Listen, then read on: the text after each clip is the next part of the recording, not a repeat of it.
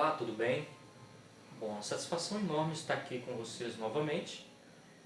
Hoje nós vamos trabalhar a respeito da construção regional e povoamento, ou seja, nós vamos falar sobre essa questão aí do Brasil.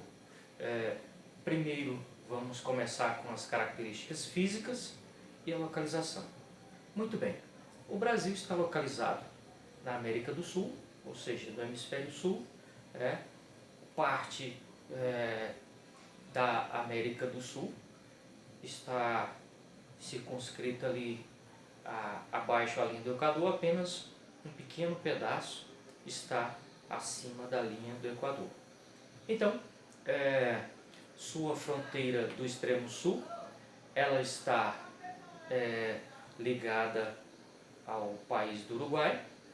No extremo norte aí tem Suriname e Guiana Francesa e Guiana Inglesa. Ok?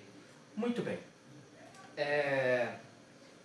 As características físicas, elas são continentais, ou seja, tem a variação aí de vários tipos de climas e tudo mais. Bom, mas nós queremos focar aqui em relação à ocupação, e o povoamento, certo? A ocupação está ligada às atividades econômicas. Desde o início da ocupação aqui no Brasil, ela está ligada às atividades econômicas. Primeiro está circunscrita aí ao pau-brasil, que foi uma das primeiras atividades econômicas brasileiras em relação aí à colonização dos europeus, e de certa forma que a Mata Atlântica ela estava por todo o litoral brasileiro, desde o Rio Grande do Norte até o Rio Grande do Sul, e de maneira que hoje existem alguns resquícios de Mata Atlântica, porque ela foi praticamente quase devastada durante aí do século XVI para cá, ok? Muito bem. Recursos naturais e sua defesa de fronteira. Ou seja, através dessa expansão da colonização dos portugueses, começa então a defesa das fronteiras e também a defesa aí dos recursos naturais que eram encontrados cada vez mais no território brasileiro. Bom, os estados surgem das capitanias hereditárias, ou seja, cada gleba de terra dos 15 lotes de capitania hereditária surge então um estado brasileiro de cada uma delas. Bom, há diferença entre a formação de cada estado, ou seja, o Brasil tem um dimensionamento continental, então também foi ocupado e colonizado por povos diferentes. Então percebe-se que os povos do sul eles têm costumes diferentes dos povos do norte. A cultura do sul está mais ligada aos povos europeus. Já os povos do norte, a cultura que predomina é a cultura dos povos aborígenes e mais indígenas. Muito bem. De província a estados federados com o mesmo limite. O que isso quer dizer? Quer dizer que até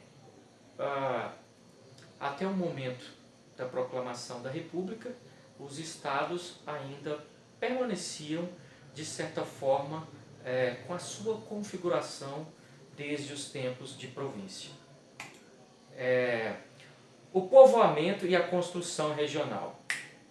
Bom, então nós tivemos vários tratados durante esses processos. O primeiro dos tratados aí foi o Tratado de Tordesilhas, que ocorreu em 1494. Esse tratado previa o quê? Previa que do lado leste do Tratado de Tordesilhas pertencia à coroa portuguesa e do lado oeste pertencia ao reino dos espanhóis. Ok? Bom, em 1750 ocorre o chamado Tratado de Madrid, ou seja, começa então uma expansão do território português que vai além do Tratado de Tordesilhas, ou seja, o Tratado de Tordesilhas é desfeito ali, é abolido, e o que fica valendo é o Tratado de Madrid em 1750. Bom, o Tratado de Lisboa, em 1681, devolve a colônia de Sacramento a Portugal. Essa colônia de Sacramento é uma região que fica ali onde é hoje o país do Uruguai. Então, isso ali naquela parte era chamada de colônia do Sacramento. Bom, o primeiro tratado de Utrecht vai de 1713 e ele define a fronteira norte do Brasil, ali em relação ao Suriname, a Guiana e a Guiana Francesa. Ok? O segundo tratado de Utrecht, ele define aí a devolução, a segunda devolução aí da colônia do Sacramento a Portugal. Muito bem.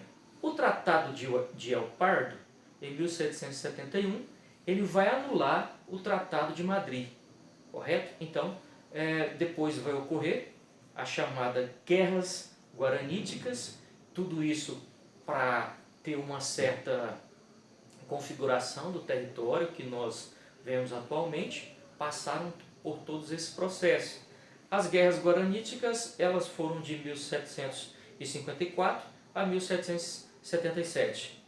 E dentro dessas guerras estavam os 7 povos, né, indígenas, os jesuítas, né, que defendiam também os indígenas, e dentro desse contexto aí vai entrar o Marquês de Pombal, que vai de certa forma expulsar os jesuítas desse lado e acaba ganhando essa questão aí. Bom, o Tratado de Badajoz confirma os limites do Tratado de Madrid, ou seja, o Tratado de Madrid ele prevê que a colônia do Sacramento é independente do Brasil, correto? Então, em 1903 tem o último tratado aí, que é o Tratado de Petrópolis. Esse tratado está circunscrito à questão do Acre, que eu já falei nas aulas anteriores aí, que não fazia parte do Brasil, mas veio a fazer parte do Brasil depois do Tratado de Petrópolis e de um acordo aí, depois de uma compra feita pelo Barão do Rio Branco, ou seja, compra esse território do governo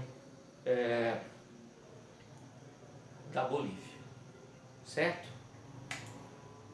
Aí você percebe no mapa o primeiro tratado, que é o Tratado de Tordesilhas, dessa parte leste, pertencendo ao governo português, desse lado oeste, pertencendo ao governo espanhol.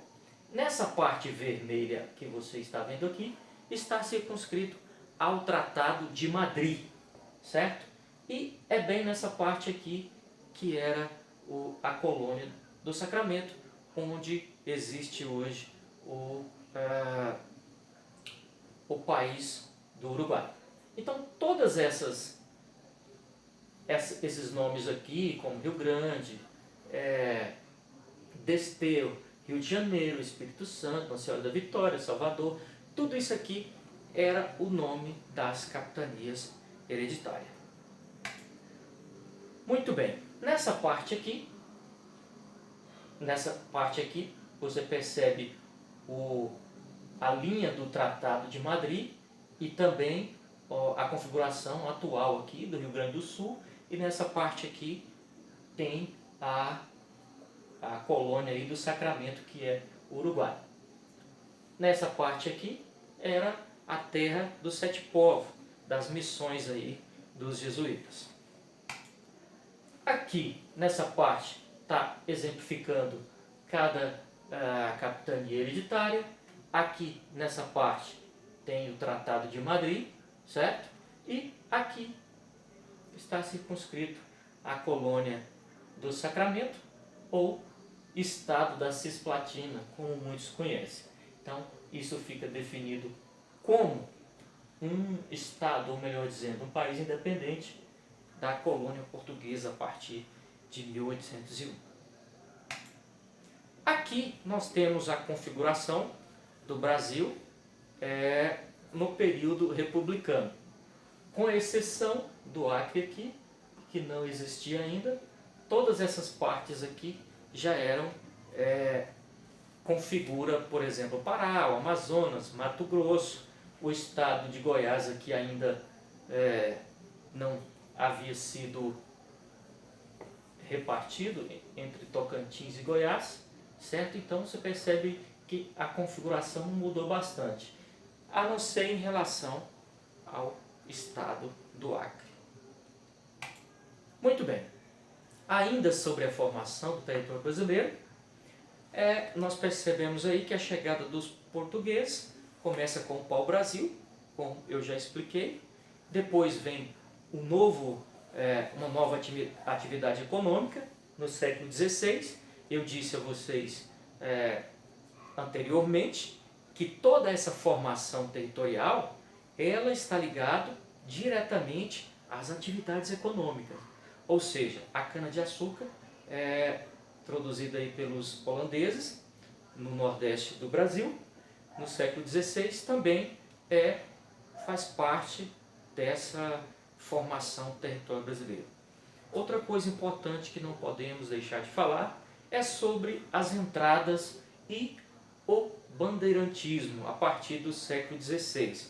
Ou seja, nós tivemos entradas, várias delas, pela parte sul do estado de Goiás, ou seja, que vieram de São Paulo para o centro-oeste, e tivemos também entradas pela parte da região norte, que vieram pelos afluentes do rio Amazonas. Drogas do sertão. Muito bem, as drogas do sertão está circunscrito aí também, mais um dos motivos, o porquê havia esse bandeirantismo, o porquê as pessoas se embrenhavam para descobrir, para explorar e para coletar aquilo que já se conhecia. Exemplo aí, a castanha, canela, cacau e plantas medicinais. Tudo isso era conhecido como drogas do sertão. Aqui eu tenho uma representação das atividades econômicas que eram desenvolvidas aí a partir do século XVI. Nessa parte verdinha aqui eu tenho a produção aí, foram os locais onde houve a produção de cana-de-açúcar.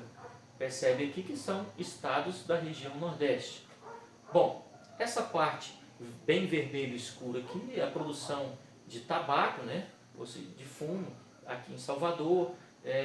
Também tem a produção da agricultura, do café. Toda essa parte um pouco aqui da região Sudeste e pouco da região Sul estava circunscrito à atividade econômica do café. Lembra quando eu falei anteriormente sobre as drogas do sertão?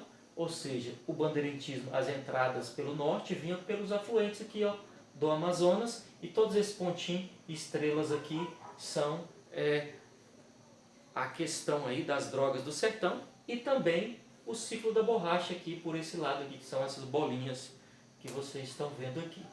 Certo? Muito bem. Já essa parte laranjada aqui é a parte que está circunscrita aos locais de mineração. Percebe aqui no centro-oeste, em Minas Gerais, bem maior ainda. Foi um período bastante interessante aí na economia brasileira em relação à mineração. Muito bem. O bandeirantismo, ou melhor dizendo, o bandeirismo minerador, ele foi muito importante para a expansão e ocupação do território brasileiro, principalmente na região do centro-oeste, quando nós vemos que chegam aqui os bandeirantes, os mineradores, em cada locais que eles paravam nos seus garimpos, ali se fundavam vilas, né? Desde Goiás Velho até o extremo norte de Goiás, que é o acampamento aí do Traíras, né? Que é conhecido próximo a Niquelândia. Muito bem. Depois tem a questão da cafeicultura, que vieram vários trabalhadores da Europa, principalmente italianos. Depois nós temos a indústria, que ela é tardia, ou seja, o período de industrialização no Brasil ocorre a partir dos anos 30. Ela é tardia, né? E demorada, lenta e tardia, ou seja, mas ela também funciona aí como uma formação do território brasileiro, porque com um certo declínio aí da cafeicultura, ou melhor dizendo, o café nos anos 30, com a quebra da bolsa, passa a ser um produto que não estava tendo tanta rentabilidade assim com a quebra da bolsa. Então, aqueles fazendeiros começam então a também investir na indústria, apesar de que até os anos 50 o café ainda é o principal produto de exportação. Bom, a pecuária também é muito importante para a expansão do território, inclusive aqui no estado de Goiás e por todo o sertão do Nordeste, tinha esse dizer, né, da população que habitou aqui primeiro. Eles subiam nos morros e diziam: tudo isso até onde a vista alcança, ou seja, até onde o gado podia pisar e voltar, essa parte era considerada território de posse de alguém. A agricultura especializada, ela vai ocorrer a partir aí dos anos 80 para frente, é chamada de agricultura especializada. Também vai ocorrer uma coisa chamada Revolução Verde a partir dos anos 60, e é por isso que ocorre os principais fluxos de população. As terras indígenas são extremamente importantes e elas começam a ser demarcadas a partir dos anos 80 e 90 no Brasil. As terras indígenas no Brasil, elas estão mais localizadas na região norte do Brasil, como eu vou mostrar nessa ilustração aqui. Elas estão mais circunscritas à região norte, certo? Bom, o que eu tinha para falar para vocês em relação à ocupação territorial, nós vamos parar por aqui. Em outras aulas nós vamos estar abordando esses conteúdos. Eu agradeço a sua participação e até mais. Valeu!